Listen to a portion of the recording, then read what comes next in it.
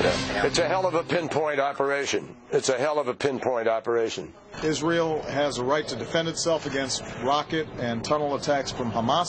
We have serious concerns about the rising number of Palestinian civilian deaths and the loss of Israeli lives. Not only does Hamas target civilians, ours, and hides behind their civilians, theirs, it actually wants to pile up as many civilian deaths as possible. So if there's any complaints, and there should be, about civilian deaths, they belong, the responsibility and the blame belongs in one place, Hamas.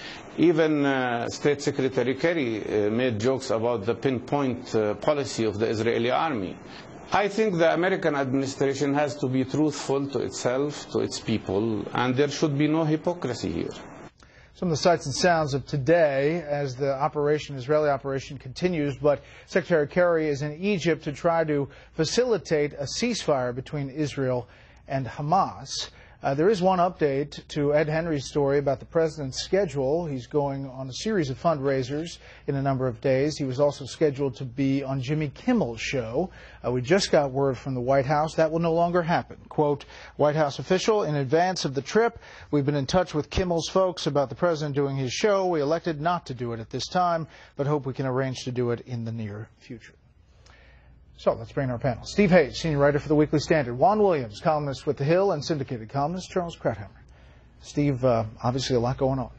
Yeah, for a White House that professes not to be concerned with optics, that suggests that they are at least somewhat concerned with optics. And I think they're getting criticism not only from Republicans in public about the way that the president has conducted himself over the past week or so, but also in private from an increasing number of Democrats who are unhappy with the president, are incapable at this point of defending what he's doing when he goes fundraising in the face of the airplane attack, when he spends a lot of time on the golf course. Democrats are, I think, increasingly uncomfortable of defending the president, and I think we see that in this decision not to go to Jimmy Kimmel. Let's turn to the substance of this back and forth and the prospect of a ceasefire. Do you think that you heard the Palestinians through Dr. Barghouti saying that he believes one will happen? What's your sense about this effort by Secretary Kerry? You got to have, as we heard in your interviews, people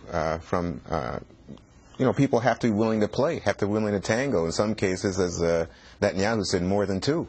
So what you're talking about here is first and foremost, do the Israelis feel that they have had success in rooting out these tunnels that was creating so much of a threat to them? If they don't feel that they have done it, I don't expect that they're going to stop. Now, that's a problem because it costs them the moral high ground. When you have the United States, the Secretary of State saying that was a pinpoint operation, you just took out a lot of people. The death toll is not commensurate in any way. Israel's fairly protected by the dome. So you have a situation where, pictures, images, media images anyway, are running against the Israeli interests here. And so Israel's military wants to continue to finish its job. I wonder at some point if the international pressure might lead them to the bargaining table. Charles, what do you make of that Kerry comment in between interviews over the weekend? Look, he said this is how anybody would react. He's not anybody. He's the Secretary of State of the greatest power in the world, a friend and ally of Israel. And for him to react to pictures without understanding, as he should, and as the administration at least officially does, what is the cause of the suffering is simply unbelievable. A ceasefire was offered a week ago by Egypt. Israel accepted it. Hamas rejected it. Had Hamas accepted it, there would have been none of the deaths and none of the pictures that you're seeing. That's a fact. That's a fact that you cannot refute, even though Dr. Barghouti, lying through his teeth, refuted it and said it never happened. It happened. We know that. A week before that, Hamas started the rocket fire. Israel has no interest in a rocket war over Gaza. None. It started with unrelenting attacks that Israel had to respond to. And the only reason that you aren't seeing dead Israeli civilians, 2 were killed, 2,000 rockets were aimed into Israel. Imagine if that had happened into the United States. We would be leveling the places from which the rockets came. The United States reacted, and the British reacted, to the bombing that happened in the Blitz in London by turning Dresden into rubble and Berlin into fine rubble. firebombing Tokyo where more people were killed than Hiroshima.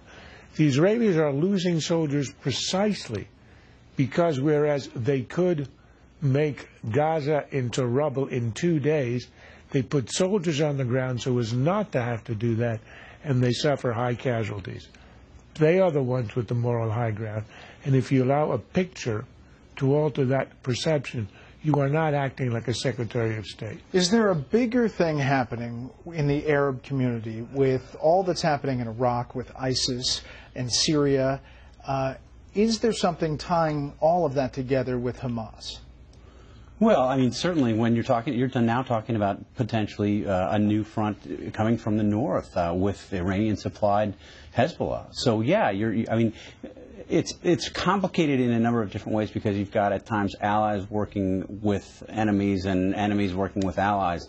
But, yeah, more broadly, what you're seeing, I think, is the filling of a power vacuum left largely by the United States, its choice of withdrawing from Iraq in terms of troops and lack of interest in Iraq, disengagement in the region other than John Kerry's attempts to restart peace negotiations, and basically the United States, I think, abdicating leadership in the world. So what you're seeing is an attempt to fill that vacuum, and you're seeing it by any of a number of players, and I think what you're seeing, President Obama thinks that the United States and our involvement or over-involvement, in his view, causes instability in the region. I think what we're seeing is that precisely the opposite is true. The United States withdraws, and it breeds further insecurity. No, interestingly, Juan, I asked both Prime Minister Netanyahu and Dr. Barghouti whether they thought that Americans were getting the wrong information from U.S. news media outlets. Mm-hmm. Both of them thought that it was skewed the other way.